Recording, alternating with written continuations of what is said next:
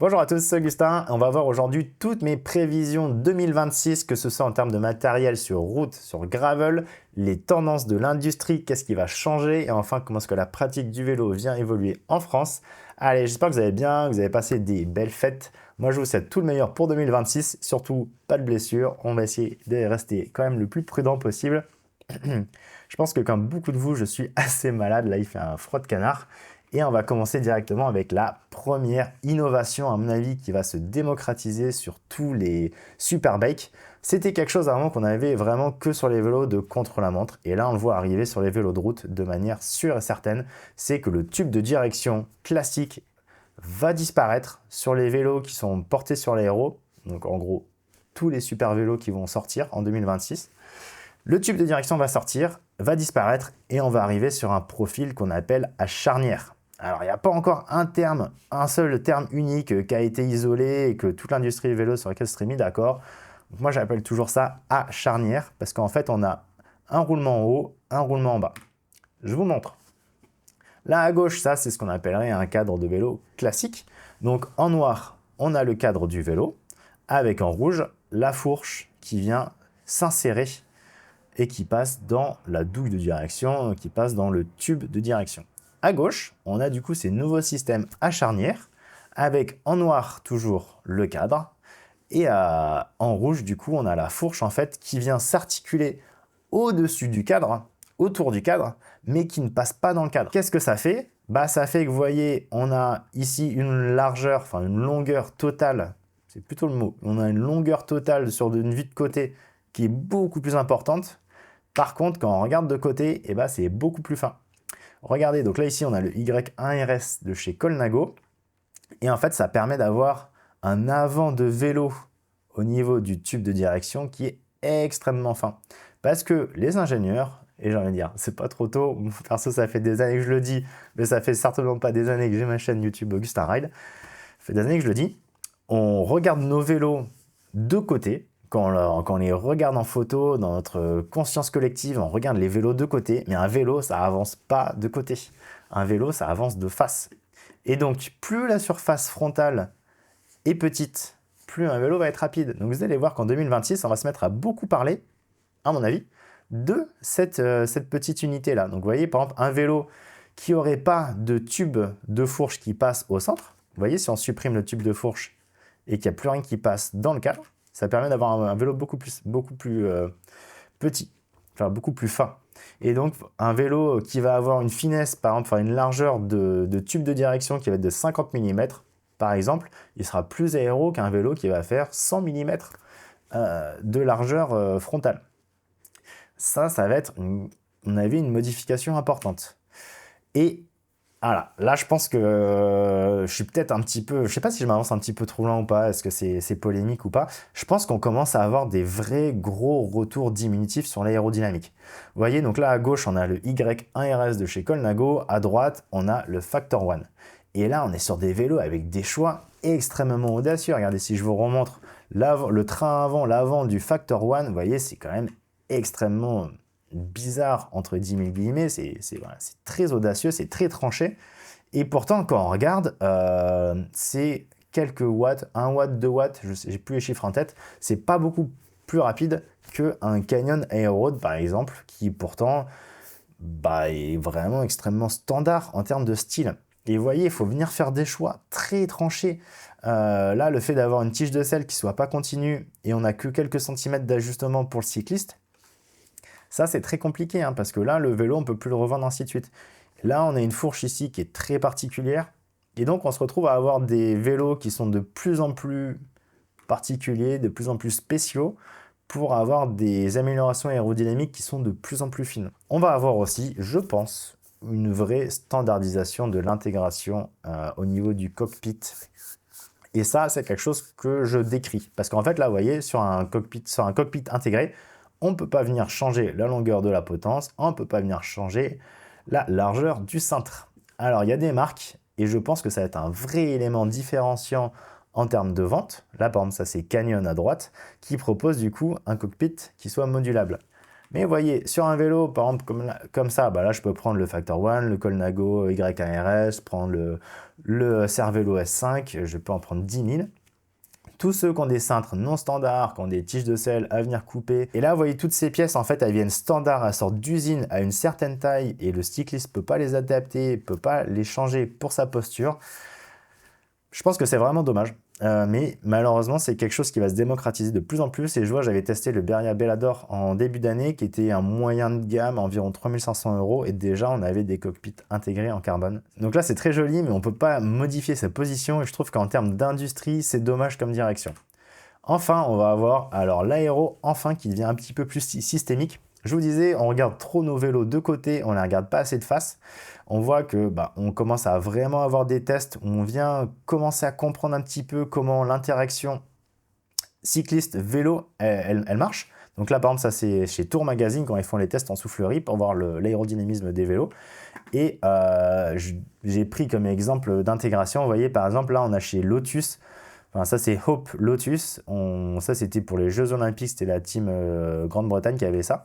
Et donc là, on peut voir que les carénages en fait, de la fourche et des haubans arrière en fait, viennent être pile poil en face des jambes du cycliste. Et ça permet d'avoir un ensemble vélo plus cycliste qui est plus rapide. On est en train enfin d'arrêter pour 2026 de juste tester les vélos seuls. D'ailleurs, un bon exemple, on se rend compte que le Cervelo S5 avec ce guidon là, ce cintre si particulier, et ben en fait ça permet d'avoir des turbulences d'air qui soient au niveau des cuisses du cycliste. Et c'est pour ça notamment que le Cervelo S5 il teste aussi bien en soufflerie qu'il est aussi rapide.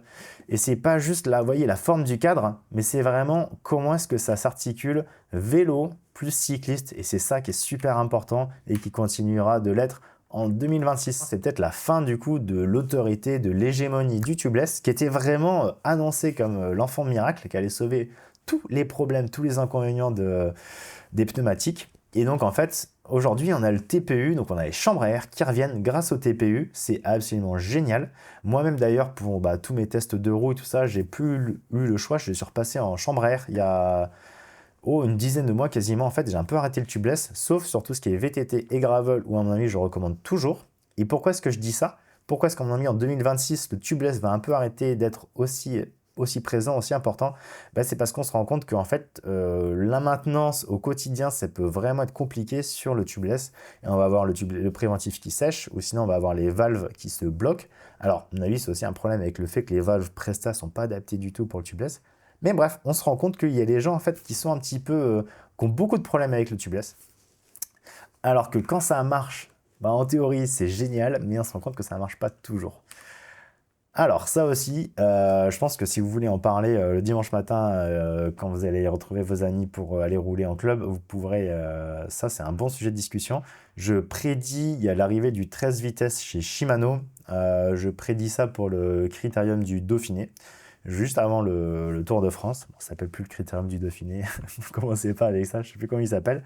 On a le dépôt de brevet qui a été fait en mai 2024 auprès de la FCC. Je pense aussi d'ailleurs qu'on va avoir une véritable arrivée des monoplateaux sur route parce que là, autant aujourd'hui c'était pas toujours plébiscité, c'était encore un peu même mal vu culturellement.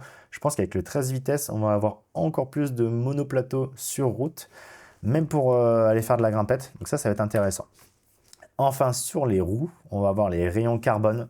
À mon avis, là, ça va être une obligation. Quand on est sur le haut de gamme, on veut se faire plaisir avec une belle paire de roues. Je pense qu'en 2026, le rayon carbone, ça va être attendu et que toutes les paires de roues avec des hauts de gamme, avec des rayons acier, ça va pas forcément plaire à tout le monde. Après, attention, on est encore sur le début, on est une première génération pour beaucoup de marques de rayons carbone. On peut avoir pas mal de soucis avec, on peut avoir des rayons carbone qui viennent tourner sur eux-mêmes et du coup casser. Et surtout, moi ce que je vois, que j'ai pu voir autour de moi ou même tester, c'est qu'on peut avoir des roues avec des rayons carbone qui sont trop rigides, ça fait baramine et dans l'arrière-train, je vous assure que c'est pas du tout agréable. Donc ça arrive, les marques elles sont au courant qu'elles n'ont plus le choix que d'avoir des rayons carbone sur l'autre gamme. C'est pas pour autant que c'est mature. Mais par contre, ça va arriver, ça va être là, ça je vous le dis. Alors pour arriver sur la partie gravel, je vais commencer par les pneus VTT. Et si 2025 a vu du coup l'acceptation quasiment totale par tous les pros des pneus VTT sur le gravel, je pense qu'en 2026, on aura plus encore d'amateurs en fait qui vont les adopter. D'ailleurs, ça me fait beaucoup rigoler parce que d'habitude, c'est des amateurs qui viennent adopter une nouvelle technologie et après, ça se répand dans le peloton professionnel qui traditionnellement est assez conservateur. Mais là, le gravel, enfin tout ce qui est gravel, c'est un peu laboratoire. Donc on a vu tous les pros qui sont mis aux pneus VTT et je pense que là maintenant, ça va arriver chez les amateurs. Je sais pas pourquoi ça fait bizarre à certains, c'est supérieur, voilà. Bon, ça roule plus vite, c'est plus confortable. Pas dans tous les scénarios, mais bon, dans quasiment tous. Ça, c'est moi dans les Pyrénées, là, c'était en mai 2025. Très belle sortie, assez rocailleuse. Et si 2025, du coup, a vraiment vu l'acceptation des pneus VTT, je pense que 2026, ça va être l'année des suspensions sur les gravels. Voilà, donc là, vous allez me dire, ça va être quoi la différence du coup entre un VTT et un gravel si on a des pneus VTT et qu'on a des suspensions? Bah, le gravel, pour moi, c'est du petit VTT. Donc, en fait, il n'y a pas de différence. L'idée, c'est juste de trouver ce qui est le plus rapide et ce qui est le plus confortable pour un certain profil de parcours. Les parcours gravel en 2026, ils vont être encore plus cassants, encore plus durs, encore plus éprouvants. Donc pour aller rapidement et pour pas se faire mal et tout ça, pour pas avoir mal au dos, aux mains, bah, les pneus VTT, ils vont être une évidence et je pense que les suspensions vont l'être aussi. Voilà. Après, je pense que les gens n'ont pas forcément dans le radar, tous ceux qui n'ont pas fait de VTT, ils n'ont pas dans le radar qu'une suspension, ça s'entretient minimum 1 an ou tous les 100 heures de vélo, je crois. Donc ça va faire bizarre. Et voilà, on va avoir cette scission en fait chez les gravels entre vraiment les gravels de course et les gravels d'aventure. Donc là, vous voyez, ça c'est un gravel aventure de chez Canyon, donc ça c'est le Grizzle. Et là, on peut carrément avoir des types de cintres un petit peu particuliers, ça expérimente, j'adore. Et à contrario, les gravels de course, ils vont vraiment venir se spécialiser. En fait, on se rend compte que le gravel devient de plus en plus mûr et la pratique évolue. Et du coup, tout simplement, les vélos viennent se spécialiser. Un peu comme en route, aujourd'hui, on va avoir les vélos de contre-la-montre, on va avoir les vélos de route, on va avoir les vélos aéro, on va avoir les vélos pour grimper, on va avoir les all-road. Là, en gravel aussi, en fait, d'un seul coup, on commence à avoir des vrais vélos de course et des vélos plus d'aventure. Une petite larme pour certains. Là, je passe sur la partie industrie. Je prédis la mort de Campagnolo. Alors, la mort de Campagnolo, je pense qu'ils vont se faire racheter. À mon avis, ça va être une marque chinoise, comme ça se déroule à chaque fois. Voilà, vous l'avez entendu ici en premier. Je pense que Campagnolo vont se faire racheter en 2026 ou 2027. Aujourd'hui, la marque, elle est vraiment... c'est quoi le contraire d'embryonnaire? Parce que là, elle est moribonde. Ils proposent plus de montes OEM, donc il n'y a plus de Campagnolo possible en sortie d'usine. C'est que des particuliers qui doivent acheter ça de manière individuelle. Voilà, Campagnolo est en mauvaise phase. Je pense que c'est dommage, parce que nous, en particulier, qu'on ait juste un duopole entre SRAM et Shimano, c'est pas forcément optimal. Plus il y a de compétition, plus les consommateurs se portent bien. Donc j'aimerais bien que Campagnolo revienne. Ceci dit, on parle de compétition, là on va avoir le développement des marques chinoises. Je pense qu'il y a une vraie acceptation qui va se dérouler. Les gens commencent à comprendre, les marques chinoises aussi commencent à comprendre comment ça marche, pourquoi ça plaît pas, qu'est-ce que les consommateurs européens attendent. Je rappelle que la plupart de ces marques que vous voyez, à la base, ils fabriquaient des roues, ils fabriquaient des cadres pour les marques européennes que vous connaissez, et ils ont décidé de lancer leur propre marque. C'est des industries dans ce sens-là. On voit d'ailleurs qu'on a XDS maintenant qui sponsorise Astana. Donc on a une marque 100% chinoise, enfin 100% asiatique qui est dans le peloton professionnel. Mais donc là, Yoleo, Winspace, Evolve, CK, ainsi de suite, ça c'est des marques, je pense, qui vont encore plus s'imposer. Je pense que les marques chinoises vont être plus acceptées par les gens, qu'elles ont vraiment peaufiné leur discours et que les gens comprennent pourquoi c'est intéressant et quels sont leurs inconvénients aussi, parce qu'il y en a des vrais, on va pas se mentir. Voilà. Mais ça va vraiment être en 2026, il va falloir garder un petit coup d'œil là-dessus. Et voilà, de manière générale, je pense que ce qui va continuer pour cette année, ça va être la vraie meilleure connaissance des cyclistes. Parce que les cyclistes en 2026, aujourd'hui, ils sont mieux informés et je suis très heureux d'ailleurs de pouvoir prodiguer des conseils, d'être acteur dans cette démarche d'enrichissement collectif en termes intellectuels. Voilà, aujourd'hui les cyclistes, ils savent ce qui marche, ils savent ce qui marche pas, ils savent ce qu'ils veulent, qu'il n'y ait pas de problème d'ingénierie, que la tolérance des cadres elle soit bonne, qu'on n'ait pas de problème de boîtier de pédalier qui viennent craquer. Vous avez vu d'ailleurs, ça a disparu, hein, parce que les gens, ils ont vraiment tapé du poing, enfin ils ont voté avec leur portefeuille, et les marques qui faisaient des bêtises à ce niveau-là, bah, ils ont dû arrêter de le faire parce qu'ils vendaient moins de vélos. Voilà, donc aujourd'hui les gens, ils ont conscience de tout ce qui est aérodynamique, comment ça marche, ils ont envie d'aller un peu plus vite, ils ont envie voilà, qu'on les prenne pas pour des blaireaux, mais parce qu'ils sont actuels, quoi. Dans leur tête, ils sont conscients de ce qui se passe. Donc ça, c'est vraiment quelque chose de top. Alors, ouais, je suis obligé un petit peu je pense, de faire une petite page sur la géopolitique. Alors vous allez me dire, c'est quoi le rapport avec le pâté? Et ça concerne en fait vraiment notre industrie du vélo, bah, parce que en fait quasiment toute la production de vélos, elle est en Asie actuellement, en Asie du Sud-Est. Et on a beaucoup d'incertitudes mondiales. Bon, on a tous les droits de douane, les tarifs. Ça va vraiment venir impacter les marques. Même si nous on est en Europe, ça va vraiment venir impacter les marques parce que bah, les marques sont internationales. On va avoir des tensions Chine versus Taïwan. Aujourd'hui, ils sont toujours très très copains pour tout ce qui est industriel. Il y a énormément d'échanges, hein, d'un bout de l'autre du canal de mer.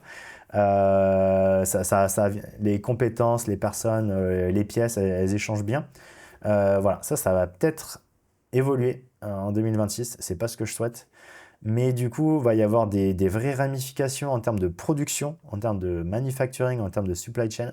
Et je pense que, vous voyez, par exemple, ça, c'est Time. La photo que j'ai prise, ça, c'est Time. Donc, c'est des vélos qui sont faits en France. Ça, c'est du carbone tressé en France. C'est extrêmement rare. Et je pense que le Made in Europe, donc fait en Europe, il va peut-être être une option de survie. Il va être une option de différenciation commerciale, très certainement. En 2026, c'est un peu trop tôt. 2027, peut-être que ça va commencer à arriver, mais ça va être une vraie option de dire ça a été fait en Europe, donc que ce soit en Italie ou en Portugal, hein, je pense que c'est un pays qui a pas mal de capacité de production. Mais en fait, c'est juste qu'il va y avoir pas le choix parce que si c'est la seule façon de venir produire les cadres, les roues en Europe, bah, ça va faire bizarre. Dernière slide. J'ai envie de vous parler un petit peu de la pratique du vélo. À mon avis, en 2026, qu'est-ce qui va se passer? On va continuer la décroissance de la FFC. FFC qui est pas très bien en point. Voilà, la participation est en berne, les clubs, l'existence des clubs aussi. On voit par contre que les gens adorent le principe des cyclosportives. Ça démocratise beaucoup dans le milieu du sport. On voit tout ce qui est participation sur un jour, hein. On a les triathlons, on a les marathons, on a beaucoup d'épreuves de trail comme ça. Enfin, dans le monde, en fait, le monde du sport, on a beaucoup d'épreuves sur un jour. Les cyclosportifs, c'est ce qui plaît, hein. On voit avec l'étape du Tour, je crois qu'on est à quasiment 20 000 personnes en 2026 sur un jour. Donc les cyclosportifs, on le vend en poupe. J'ai mis l'acceptation des pneus larges et souples sur route, ça j'aurais pu le laisser dans la partie matos. On voit qu'aujourd'hui même toute l'équipe UAE, ils sont en 32 mm pour venir gagner le Tour de France, pour venir gagner des grands tours. Donc les gens, ils ont reçu le mémo, ils se mettent à avoir des pneus larges, donc 30-32 mm. C'est agréable, c'est souple, c'est rapide, il y a rien à déplorer, donc franchement ça c'est le futur, en 2026 ça va continuer. Pour la partie un petit peu coaching, développement de la performance, j'ai les deux derniers points. Je vois en 2026 qu'on va avoir plus de monitoring du coureur. Donc vous voyez, pour tout ce qui est suivi du glucose en continu, on peut avoir des capteurs qui sont d'ailleurs interdits en course, mais qu'on utilise beaucoup à l'entraînement. On va avoir aussi des capteurs de température corporelle interne. Ça, c'est des capteurs qui viennent dire à quelle température est votre corps.